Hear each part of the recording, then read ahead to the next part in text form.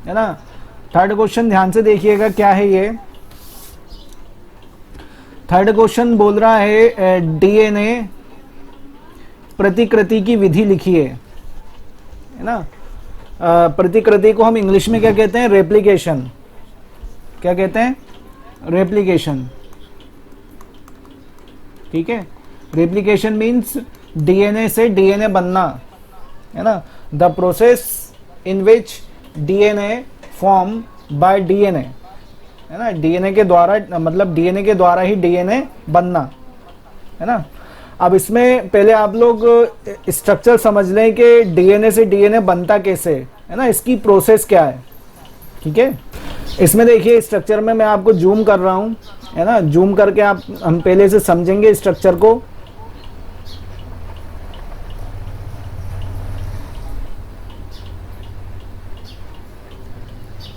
इसमें देखिए 3 अलग अलग स्ट्रक्चर हैं। मैंने पहले के सामने नाम लिख दिया फर्स्ट, है ना। हम पहले इसके बारे में डिस्कस करेंगे। ठीक, कल हम लोगों ने देखा था कि एक स्ट्रैंड ऐसा रहेगा तो दूसरा स्ट्रैंड ऐसा रहेगा। मतलब एक यदि 3 प्राइम से 5 प्राइम है तो दूसरा क्या रहेगा? 5 प्राइम से 3 प्राइम। ठीक है, ये हम लोगों ने कल देखा था, है ना। अब इसमें क्या होता है कि ये आप लोग ध्यान से देखना कि डीएनए से डीएनए बनने की प्रोसेस, डीएनए से डीएनए बनने की प्रोसेस 5 प्राइम से 3 प्राइम की ओर होगी हमेशा, है ना।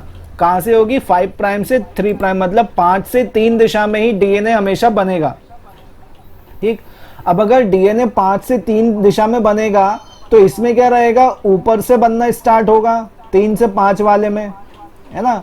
और 5 से 3 वाले में कहां से होगा? नीचे से बनना स्टार्ट होगा। समझ में आया? क्यों? क्योंकि देखो अगर इधर 3 से 5 है तो दूसरा स्ट्रैंड क्या बनेगा? 5 से 3, है ना। 5 से 3, और 5 कहाँ आएगा? ऊपर आएगा। और अगर 5 से 3 है तो 5 कहाँ आएगा? नीचे आएगा। तो वो स्ट्रैंड कहां से बनेगा? नीचे से। समझ में आया? है ना। तो ये आप ध्यान रखना कि डीएनए से डीएनए बनने की प्रोसेस हमेशा कहां होती है? 5 से 3 दिशा में हमेशा। ठीक,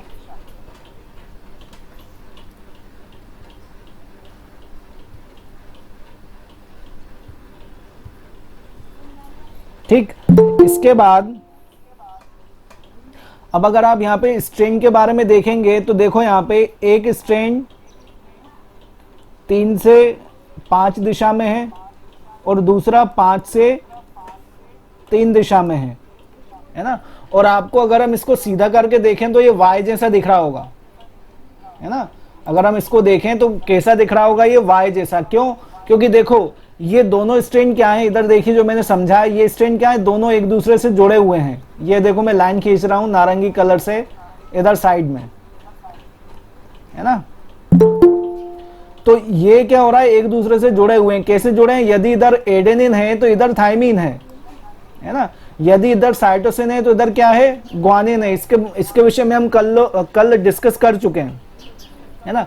अब क्या हो रहा है कि ये अलग हो रहा है ना। यहां से ऐसा अलग हो रहा है ना। धीरे धीरे क्या होगा? ये पूरा अलग होता जाएगा ऐसा ऊपर तक, है ना। तो इसलिए ये जो स्ट्रक्चर बनेगा, स्ट्रक्चर जो बनेगा वो कैसा बनेगा? वाई जैसा, है ना। मतलब इसमें दोनों प्रोसेस एक साथ चलेंगी कि दोनों स्ट्रैंड अलग होते जाएंगे, साथ साथ एक नया स्ट्रैंड उनके साथ बनता जाएगा। समझ में आया? है ना। तो ये पहली प्रोसेस में क्या हो रहा है ध्यान से देखना। अब मैंने क्या बोला कि डीएनए से डीएनए 5 से 3 दिशा में बनेगा। तो इसमें देखो एरो का चिन्ह इस तरफ लगा है, मतलब इसमें इस दिशा में बनेगा और इसमें इस दिशा में बनेगा। दोनों के एरो समझ में आ गए आपको? मतलब हमेशा डीएनए से डीएनए कहां बनेगा? 5 से 3 दिशा में। ठीक, अब इसमें 2 एंजाइम लगेंगे। कौन कौन से एंजाइम लगेंगे? एक हेलिकेज लगेगा और एक टोपोआइसोमरेज एंजाइम लगेगा। दोनों एंजाइम आपको दिख रहे होंगे, है ना। ये हेलिकेज और टोपोआइसोमरेज का काम क्या रहेगा कि ये जो वाई जैसा स्ट्रक्चर दिख रहा है, मतलब ये क्या करेगा? ये दोनों एंजाइम क्या करेंगे? दोनों स्ट्रैंड को अलग करने का काम करेंगे, है ना। दोनों स्ट्रैंड का काम, इनका काम क्या रहेगा? दोनों स्ट्रैंड को अलग करने का, बस। ठीक, और इसके अलावा इनके ऊपर क्या रहेंगे? एसएसबी, क्या रहेंगे, एसएसबी। ये एसएसबी, एसएसबी की फुल फॉर्म होती है सिंगल स्ट्रैंड बाइंडिंग प्रोटीन। ठीक है, ये इसकी फुल फॉर्म होती है। ठीक, इनका यूज बाद में आएगा, है ना, जब हम इस पूरे को पढ़ लेंगे, पूरी डिटेल, है ना, बाद का मैटर है। ठीक है, तो इसमें हमने क्या क्या देखा अभी, हेलिकेज देखा, टोपोआइसोमरेज देखा, एसएसबी देखा, और मतलब दोनों जगह एसएसबी हम देख चुके हैं। ठीक, और हमने साथ में क्या देखा कि डीएनए से डीएनए बनने में हमेशा 5 से 3 दिशा लगेगी, मतलब एक में नीचे से ऊपर बनेगा, दूसरे में ऊपर से नीचे बनेगा, मतलब एक दूसरे के उल्टे बनेंगे। ठीक, अब इसमें जो रहेगा एक एंजाइम लगेगा, कौन सा, डीएनए पॉलीमरेज। ठीक है, कौन सा एंजाइम लगेगा, डीएनए पॉलीमरेज। ठीक, डीएनए पॉलीमरेज का काम क्या रहेगा कि ये खंडों को जोड़ने का काम करेगा। कैसे, यदि एक तरफ एडेनिन है तो दूसरी तरफ किसको जोड़ेगा, थायमिन को। यदि एक तरफ साइटोसिन है तो एक दूसरी तरफ किसको जोड़ेगा, ग्वानिन को। तो ये काम कौन करेगा, डीएनए पॉलीमरेज। मतलब ये क्या करेगा, दूसरे स्ट्रैंड को, मतलब दूसरे हेलिक्स को बनाने का काम करेगा। ठीक है, साथ में इसमें क्या रहेगा, आरएनए प्राइमर। क्या रहेगा, आरएनए प्राइमर।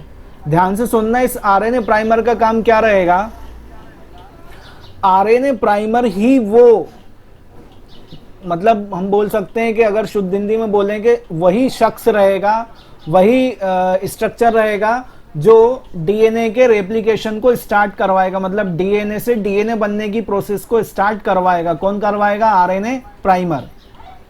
ठीक है, ये आप ध्यान रखना है ना, आरएनए प्राइमर जब तक नहीं जुड़ेगा तब तक डीएनए का रेप्लिकेशन, मतलब डीएनए से डीएनए बनने की प्रोसेस स्टार्ट नहीं होगी, है ना। भले ही वो चाहे डीएनए पॉलीमरेज आ जाए, चाहे हेलिकेज आ जाए, चाहे टोपोआइसोमरेज आ जाए, इनसे कोई मतलब नहीं। जब तक आरएनए प्राइमर, जैसे होता है ना कि कोई नया भवन बना तो उसके लिए नेता लोग आते हैं उद्घाटन करने, जब तक नेता उद्घाटन नहीं करेगा तब तक उसका स्टार्ट नहीं होता। या कोई बड़ा पुल बना तो कोई मुख्यमंत्री आएंगे, प्रधानमंत्री आएंगे, तब जाके उसका क्या होगा, उद्घाटन होगा, इसके बाद वो स्टार्ट होगा, है ना। तो ऐसा ही इसका है कि जब तक आरएनए प्राइमर नहीं आएगा तब तक डीएनए रेप्लिकेशन स्टार्ट नहीं होगा। ठीक है, समझ में आ गया, है ना। ये एक पहला स्ट्रक्चर है। इस पहले स्ट्रक्चर में मैंने जितने नाम थे वो आपको पूरे अलग अलग बता दिए। ठीक, अब मैं सेकंड स्ट्रक्चर के बारे में डिस्कस करूंगा। सेकंड स्ट्रक्चर में देखो, इसमें हेलिकेज है ही सही, टोपोआइसोमरेज है ही सही, क्योंकि अब क्या हो रहा है, देखो प्रोसेस क्या हो रहा है, आगे बढ़ती जा रही है। अब जो आप देख रहे हैं वाई स्ट्रक्चर क्या हो रहा है, बढ़ता जा रहा है ना। यहाँ पे क्या रहेगा, देखो ये वाला उल्टा बन रहा है और ये वाला इसका उल्टा बन रहा है ना। मतलब हमेशा कैसा बनेगा, 5 से 3 प्राइम। ठीक है, और देखो यहाँ पे क्या लिखा है, रिलीज्ड प्राइमर। रिलीज्ड प्राइमर मतलब आरएनए प्राइमर का काम क्या रहेगा कि एक बार जब प्रतिकृति या रेप्लिकेशन की प्रोसेस स्टार्ट हो जाएगी, मतलब डीएनए से डीएनए बनने की प्रोसेस स्टार्ट हो जाएगी, तब क्या रहेगा, आरएनए पॉलीमरेज क्या होगा, रिलीज हो जाएगा, मतलब वहां से हट जाएगा। बस उसका क्या काम क्या रहेगा कि स्टार्ट करवाना, कि भाई साहब मैं आ गया, डीएनए से डीएनए रेप्लिकेशन स्टार्ट कर दो। स्टार्ट हो गई, कहना कि भाई साहब मैं जा रहा। समझ में आ गया। ठीक, तो ये क्या रहेगा, कंटिन्यू प्रोसेस अब चलती रहेगी, और साथ में इसमें हेल्प कौन करेगा, डीएनए पॉलीमरेज, है ना। डीएनए पॉलीमरेज भी रिलीज होगा, लेकिन वो कब होगा रिलीज, जब वो पूरा स्ट्रैंड बना देगा, उसके बाद वो भी धीरे धीरे रिलीज होता जाएगा। ठीक, तो ये इतनी प्रोसेस है किसमें, सेकंड स्ट्रक्चर में, बी वाले में। ठीक, सी वाला स्ट्रक्चर देखिए, सी वाले स्ट्रक्चर में केवल ऊपर क्या लिखा है, SSB, single strand binding protein. ठीक, साथ में क्या लिखा है, एक पेरेंट्रल स्ट्रैंड। पेरेंट्रल स्ट्रैंड कौन सा, ये ऊपर वाला 1 है ना, मैंने 1 नंबर लिखा है। ठीक, और ये वाला जो दूसरा बन रहा है, ये है ना, ये वाला बनेगा कैसा, नया स्ट्रैंड, है ना। तो इसे हम क्या कहेंगे, ऊपर वाले को लीडिंग स्ट्रैंड, एक को क्या कहेंगे, लीडिंग स्ट्रैंड। ये ध्यान रखिएगा। इसे लीडिंग स्ट्रैंड इसलिए कहेंगे, ध्यान से सुनिएगा, लीडिंग स्ट्रैंड इसलिए कहेंगे क्योंकि ये स्ट्रैंड कंटिन्यू बनेगा, मतलब इसमें किसी भी तरह के जो बोलते हैं ना खंड नहीं आएंगे, गैप नहीं आएंगे, मतलब ये कंटिन्यू बनेगा ऐसा, ठीक है, इसलिए हम इसे क्या कहेंगे, लीडिंग स्ट्रैंड, ठीक है। लेकिन दूसरा जो स्ट्रैंड बनेगा वो कैसा बनेगा, लैगिंग स्ट्रैंड। कौन सा स्ट्रैंड बनेगा, लैगिंग स्ट्रैंड, ठीक, लैगिंग स्ट्रैंड और साथ में पेरेंटल स्ट्रैंड है, क्योंकि ये 1 नंबर है और ये 2 नंबर है, ये बन रहा है ना। इसे लैगिंग स्ट्रैंड इसलिए कहेंगे क्योंकि ये जो बनेगा ये खंडों में बनेगा ऐसा, समझ में आ रहा है, डेस डेस, है ना, ये हमेशा ऐसा बनेगा, बनेगा कौन सी दिशा में, इसी दिशा में, है ना, इसी दिशा में बनेगा, ठीक। लेकिन बनेगा कैसा, खंडों में, फ्रेगमेंट्स में, है ना। इन फ्रेगमेंट्स को क्या कहेंगे हम, ओकाजाकी फ्रेगमेंट्स, या हिंदी में क्या कहते हैं, ओकाजाकी खंड, ठीक है, इन्हें हम क्या कहेंगे, ओकाजाकी खंड। अब क्या है कि इन खंडों को जोड़ने का है, तो इन खंडों को जोड़ने का काम कौन करेगा, डीएनए लाइगेज, है ना। डीएनए लाइगेज क्या है, एंजाइम है जो क्या करेगा, इन खंडों को जोड़ने का काम करेगा, और जब ये खंड जुड़ जाएंगे तो ये भी स्ट्रैंड कैसा हो जाएगा, ऐसा कंटिन्यू स्ट्रैंड, समझ में आया, है ना। थर्ड वाले स्ट्रक्चर में पहला एक पेरेंटल स्ट्रैंड है, दूसरा लीडिंग स्ट्रैंड है। इसे लीडिंग स्ट्रैंड इसलिए कह रहे हैं क्योंकि इसमें क्या हो रहा है, किसी भी तरह का कोई खंड नहीं है, ये कंटिन्यू बन रहा है, ठीक। दूसरा वाला में हम नीचे की तरफ आए तो इसमें एक लेगिंग स्ट्रैंड है और पेरेंटल स्ट्रैंड है। पेरेंटल स्ट्रैंड पुराना है और लेगिंग स्ट्रैंड नया है। लेगिंग स्ट्रैंड इसलिए बोल रहे हैं क्योंकि ये हमेशा खंडों में बनेगा, और उन खंडों को क्या कहेंगे हम, ओकाजाकी फ्रेगमेंट्स, या ओकाजाकी खंड, ठीक। ये ओकाजाकी खंडों को जोड़ने का काम बाद में कौन करेगा, डीएनए लाइगेज, ठीक है। तो ऐसे क्या रहेगा, कंटिन्यू प्रोसेस चलती रहेगी और अंत में क्या रहेगा, 2 स्ट्रैंड से 4 स्ट्रैंड बन जाएंगे, ठीक।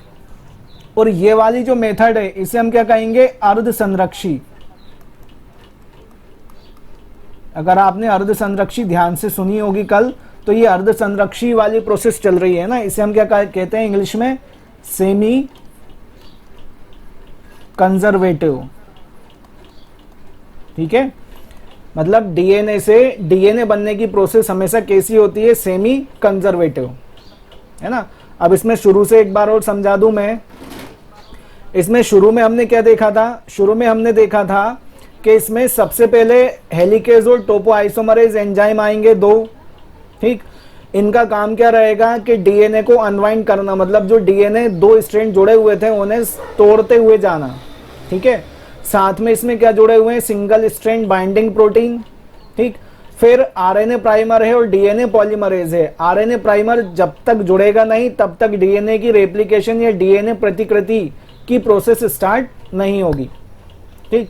साथ में डीएनए पॉलीमरेज है। डीएनए पॉलीमरेज का काम क्या रहेगा, हर एक खंड को अपने अनुसार, मतलब जैसा जोड़ना चाहिए वैसा जोड़ना। मतलब यदि स्ट्रैंड के एक तरफ एडेनिन जोड़ा है तो इस तरफ थाइमिन जोड़ना, या इस तरफ साइटोसिन है तो इस तरफ ग्वानिन जोड़ना। ये जोड़ने का काम कौन करेगा, डीएनए पॉलीमरेज, ठीक है।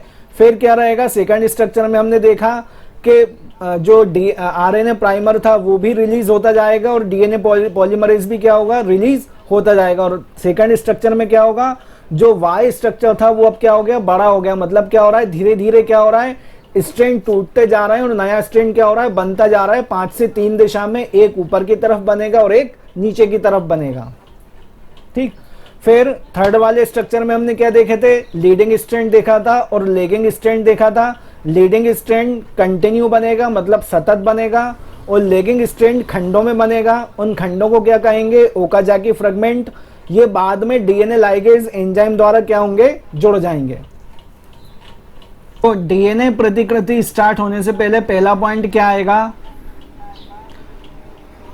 संभारंभन बिंदु का अभिज्ञान, रिकॉग्निशन ऑफ इनिशिएशन पॉइंट, है ना। समारंभन बिंदु क्या रहेगा, मतलब वो बिंदु जहां पर आरएनए प्राइमर आकर जुड़ेगा, और आरएनए प्राइमर आकर जैसे ही जुड़ेगा तभी वहां से क्या होगा, डीएनए से डीएनए बनने की प्रोसेस स्टार्ट होगी। उसे ही हम क्या कहेंगे, समारंभन बिंदु। समझ में आया है ना। अब इसमें देखो क्या लिखा है, डीएनए की पुनरावृत्ति एक विशिष्ट बिंदु से शुरू होती है जिसे समारंभन बिंदु या उद्भव बिंदु कहते हैं, है ना। उद्भव आप लोगों ने नाम भी सुना होगा कि इस नदी का उद्भव यहां से हुआ या इस नदी का उद्भव वहां से हुआ। तो उद्भव मतलब कहां से वो निकली, है ना, कहां से वो निकली। समझ में आया, आवाज आ रही है ना आप सभी लोगों को। संभारण बिंदु का मैंने क्या बताया था, समारंभन बिंदु का, कि वो बिंदु रहेगा जहां से क्या होगा, डीएनए की रेप्लिकेशन क्या होगी, स्टार्ट होगी, है ना। उसे हम क्या कहेंगे, समारंभन बिंदु। ठीक है, सेकेंड पॉइंट पे चलते हैं इसके।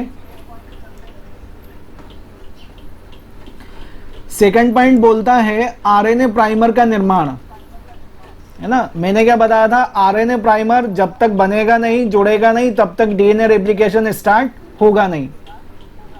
तो इसमें क्या लिखा है, अतः डीएनए प्रतिकृतिकरण में सबसे पहले डीएनए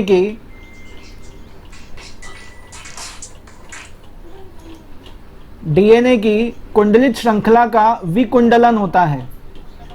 विकुंडलन मतलब क्या होता है कि जो दो स्ट्रैंड हैं वो क्या हो रहे हैं, धीरे धीरे अलग हो रहे हैं, उसको हम क्या बोल रहे हैं, विकुंडलन, है ना। विकुंडलन मतलब क्या होता है, दोनों स्ट्रैंड का अलग अलग होना। अब इस खुली हुई डीएनए श्रृंखला के सांचे पर सबसे पहले आरएनए के एक छोटे खंड का संश्लेषण होता है जो डीएनए का पूरक होता है। ठीक है, ये आपको इसमें इतना लिखना है। ठीक है, पहले आरएनए प्राइमर मतलब क्या रहेगा, पहले डीएनए की जो श्रृंखला रहेगी उसका क्या होगा, विकुंडलन होगा, मतलब अलग होगी। वो अलग होने के बाद क्या रहेगा, आरएनए प्राइमर का उसके ऊपर क्या होगा, निर्माण होगा। फिर थर्ड पॉइंट आएगा। थर्ड पॉइंट क्या आएगा, आरएनए आरंभक पर डीएनए का निर्माण। आरएनए आरंभक क्या रहेगा इसमें, आरएनए प्राइमर, जिसके विषय में हम लोगों ने देखा था, है ना। जब तक आरएनए प्राइमर नहीं जुड़ेगा तब तक क्या होगा, डीएनए का निर्माण स्टार्ट नहीं होगा। तो अब क्या रहेगा, आरएनए आरंभक पर ही डीएनए का संश्लेषण होता है। डीएनए के संश्लेषण में डीएनए पॉलीमरेज महत्वपूर्ण भूमिका निभाता है ना। डीएनए पॉलीमरेज एक एंजाइम रहेगा जो क्या करेगा, महत्वपूर्ण भूमिका निभाएगा। यह डीएनए की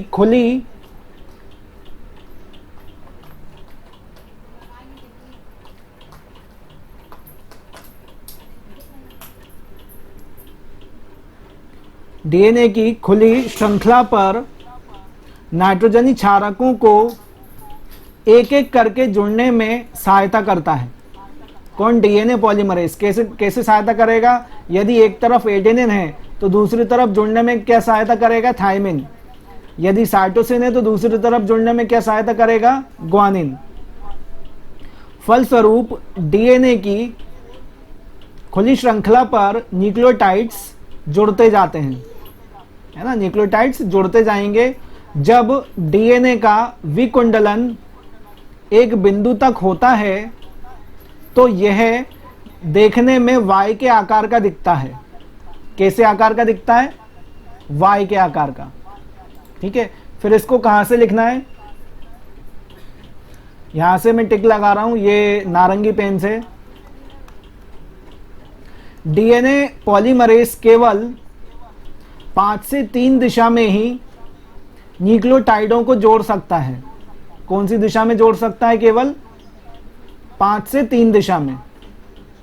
चूंकि जनक डीएनए की एक श्रृंखला 5 से 3 दिशा तथा दूसरी 3 से 5 दिशा में होती है, इस कारण पूरक श्रृंखलाओं का निर्माण भी क्रमशः 3 से 5 और 5 से 3 दिशाओं में होता है। समझ में आ गया है ना। आगे की प्रोसेस है इसमें, मतलब एक दूसरे के क्या रहेगा, जस्ट उल्टा रहेगा, है ना। डीएनए पॉलीमरेज 5 से 3 दिशा में नई श्रृंखला का निरंतर संश्लेषण करता रहता है। उस श्रृंखला को अग्रज श्रृंखला मतलब लीडिंग स्ट्रैंड कहते हैं, है ना। इसके विषय में हम लोग पढ़ चुके हैं। लेकिन 3 से 5 दिशा में बनने वाली श्रृंखला के लिए बार बार आरएनए प्राइमर की मदद से पूरक डीएनए के छोटे छोटे खंड बनते हैं। इन खंडों को ओकाजाकी खंड कहते हैं, है ना।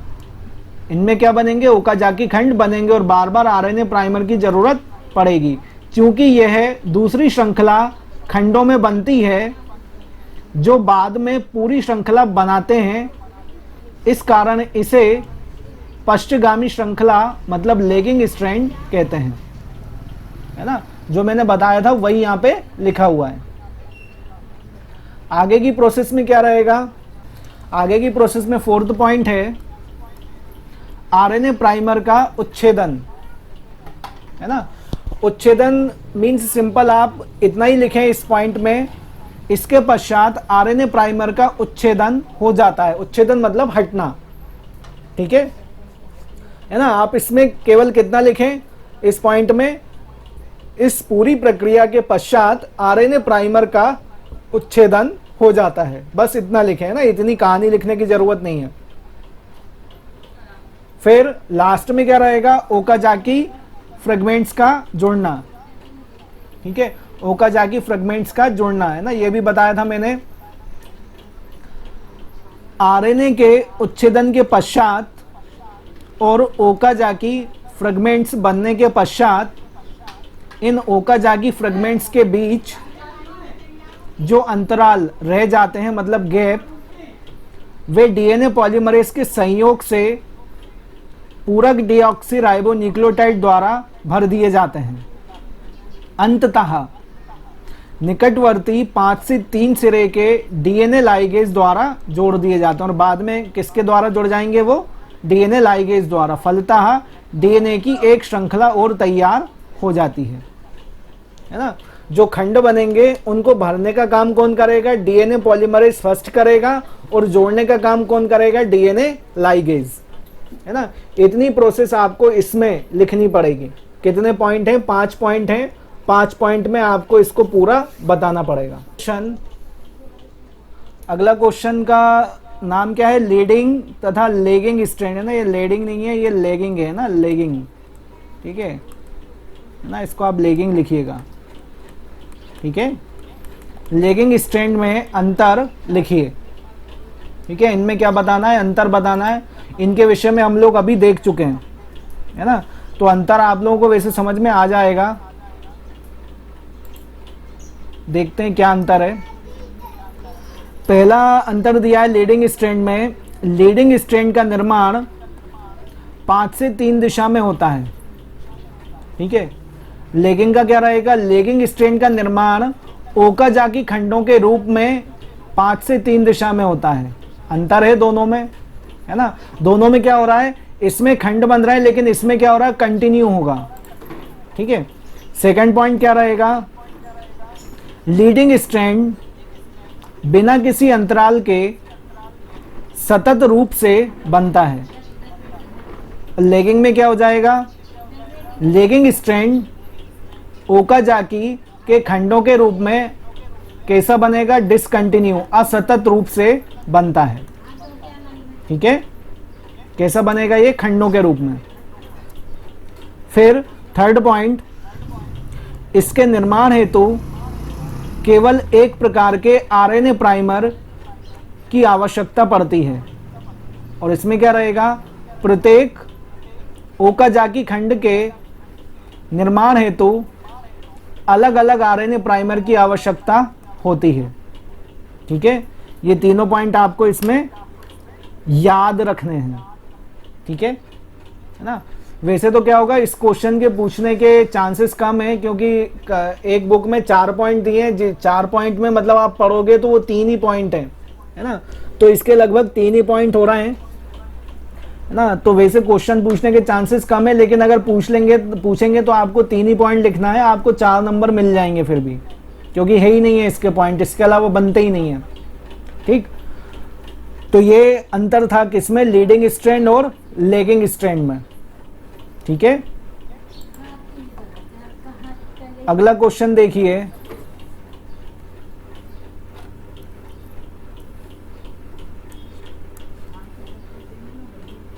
जो हमने डीएनए प्रतिकृतिकरण देखा है क्वेश्चन, उसी से ही जुड़े हुए 2 क्वेश्चन है ये, है ना। क्वेश्चन है डीएनए प्रतिकृतिकरण में प्रूफ रीडिंग एवं मरम्मत विधि का वर्णन कीजिए। अब इन दोनों का मतलब समझ लें आप लोग कि प्रूफ रीडिंग क्या रहेगी, है ना, और मरम्मत क्या रहेगी, है ना। प्रूफ रीडिंग क्या रहेगा कि देखो, जैसे एक स्ट्रैंड पे एडेनिन, ग्वानिन, साइटोसिन है ना, तो इधर क्या जुड़ना चाहिए, थाइमिन, इधर साइटोसिन और इधर ग्वानिन, है ना, ये जुड़ना चाहिए। तो इसे ही क्या कहते हैं, प्रूफ रीडिंग। ये प्रूफ रीडिंग का काम डीएनए रेप्लिकेशन में, मतलब डीएनए के प्रतिकृतिकरण में कौन करता है, डीएनए पॉलीमरेज। कब करता है कि जब एक बार ये जुड़ जाते हैं सभी, मतलब एडेनिन से थाइमिन जुड़ जाएगा, ग्वानिन से साइटोसिन जुड़ जाएगा, साइटोसिन से ग्वानिन जुड़ जाएगा, तो एक बार और स्कैन करके वो देखेगा कि कहीं कोई गलत स्ट्रैंड तो नहीं जुड़ गया। समझ में आया? उसे क्या कहेंगे, प्रूफ रीडिंग। प्रूफ रीडिंग मतलब रीड कर रहा है ना। मरम्मत भी उसी से ही रिलेटेड है। मरम्मत कैसी कि यहाँ पे ग्वानिन से क्या जोड़ना चाहिए, साइटोसिन, लेकिन क्या जुड़ गया, एडेनिन। तो ये क्या करेगा, इस एडेनिन को हटाकर क्या जोड़ेगा, साइटोसिन। इसे ही क्या कहेंगे, मरम्मत। समझ में आया, है ना। प्रूफ रीडिंग कब करेगा, एक बार जब पूरे न्यूक्लियोटाइड जुड़ जाएंगे तो वो एक बार फिर से रीडिंग करेगा कि कोई गलत तो नहीं जुड़ा है। यदि कोई गलत जोड़ा होगा तो क्या करेगा, उसे रिप्लेस करके उसके स्थान पर नया जोड़ेगा। उसे ही हम क्या कहेंगे, मरम्मत विधि। ठीक है, अब इसमें देखिए होता क्या है, एक कोशिका में पाए जाने वाले डीएनए की लंबाई करोड़ों क्षार युग्मों की होती है ना। बहुत सारे होते हैं, क्योंकि एडेनिन, ग्वानिन, साइटोसिन कितने होते हैं, करोड़ों की संख्या में, है ना। अगर हम एक डीएनए की बात करें तो छोटे से डीएनए द्विगुणन के समय इतनी ही संख्या में क्षार युग्म टेम्पलेट के ऊपर नए सिरे से जुड़ते हैं। नए सिरे से ही जुड़ेंगे, है ना, क्योंकि अगर इस तरफ एडेनिन है तो दूसरी तरफ थाइमिन जुड़ेगा। ऐसी स्थिति में इस बात की पूरी संभावना होती है कि इसमें कुछ गैर अनुपूरक क्षार समाहित हो जाएं। गैर अनुपूरक मतलब जिनकी आवश्यकता नहीं हो, है ना, वो भी जुड़ जाएं। इसे ठीक करने की 2 प्रक्रिया कोशिकाओं में पाई जाती है ना। कौन कौन सी प्रक्रियाएं पाई जाती हैं? पहली प्रक्रिया देखिए, डीएनए पॉलीमरेज फर्स्ट नए डीएनए स्ट्रैंड में होने वाले क्षार अनुक्रम की गड़बड़ी को पहचान लेता है। अनुक्रम मतलब उनके क्रम को, है ना। जैसे मैंने बताया कि साइटोसिन की जगह ग्वानिन जुड़ गया, तो ये क्या करेगा, उसे पहचान लेगा, है ना। फिर क्या करेगा, वह फौरन पीछे आकर इसे सही न्यूक्लियोटाइड की सहायता से ठीक करता है ना। मतलब वहां पे अगर थाइमिन जुड़ गया था या एडेनिन जुड़ गया था तो वहां पे फिर से वो साइटोसिन जोड़ेगा। ठीक। सेकंड पॉइंट, कभी कभी डीएनए पॉलीमरेज थाइमिन तथा यूरेसिल में पहचान नहीं कर पाता। क्यों? क्योंकि देखो डीएनए में थाइमिन रहेगा और आरएनए में यूरेसिल रहेगा, तो कभी कभी क्या होता है, मिसमैच, कंफ्यूजन हो जाता है ना। फलतः कहीं कहीं पर डीएनए स्ट्रैंड में थायमिन के स्थान पर यूरेसिल जुड़ जाता है। इसका सहीकरण मतलब इसको सही करने के लिए अनेक अन्य एंजाइम्स की सहायता से किया जाता है ना, बहुत से एंजाइम्स लगेंगे, उससे हम क्या कर सकते हैं, इसको सही कर सकते हैं। ठीक है। थर्ड पॉइंट है इसका, कभी कभी कोशिका के अंदर पाया जाने वाला डीएनए चोट अथवा अन्य कारणों से क्षतिग्रस्त हो जाता है ना। जैसे चोट लग गई तो क्या होगा, सेल अगर टूट गया तो सेल में क्या रहेगा, कोशिका में डीएनए रहेगा, तो वो भी क्या होगा, क्षतिग्रस्त होगा, टूटेगा। तो उसके कारण क्या होगा, जिसके फलस्वरूप उसकी श्रृंखला टूट जाती है। ऐसी स्थिति में कोशिका के अस्तित्व को बनाए रखने के लिए उसका रिपेयर आवश्यक होता है। यह कार्य डीएनए पॉलीमरेज फर्स्ट तथा सेकंड की सहायता से सही न्यूक्लियोटाइड्स को जोड़कर किया जाता है ना। तो ये काम भी कौन करेगा, डीएनए पॉलीमरेज फर्स्ट और सेकंड, है ना। आप इसका आंसर को देख लें, कोई डाउट हो तो आप पूछ लीजिएगा। I will give you